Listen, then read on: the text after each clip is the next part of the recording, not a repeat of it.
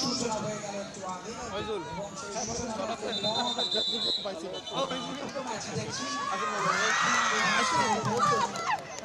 নড়াইল জেলা বালক এবং বালিকা বিভাগ করছে একদিকে বালকদের বিভাগে রাঙামাটি জেলার প্রতিপক্ষ নড়াইল জেলা, অপরদিকে বালিকা বিভাগে নড়াইল জেলা প্রতিপক্ষ নীলফামারী জেলা।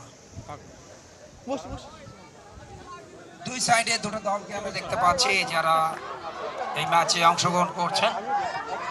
নীলফামারী 4, নড়াইল জেলা 7 এবং যেটা এই মুহূর্তে বালিকাদের ক্ষেত্রে এই মুহূর্তে আরো একবার চেষ্টা করেছিলেন 5 পয়েন্টস লোনা সহ 5টা পয়েন্ট পেয়ে গেল নড়াইল জেলা এবং এই মুহূর্তে তাদের পয়েন্ট বেড়ে দাঁড়িয়েছে 12, নীলফামারী 4।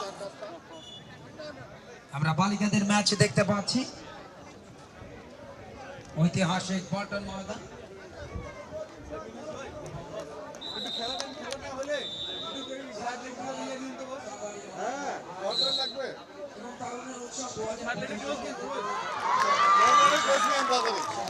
হিসাবে সারা দেশব্যাপী ক্রীড়া উৎসব তাহলে বলবো ফেব্রুয়ারি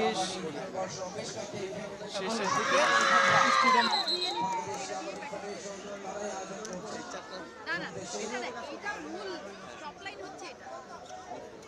শিশু নদীর নামে জোট ভাগ করা হয়েছিল নামগুলিতে যেখানে অংশগ্রহণ করে সেখান থেকে জাতীয়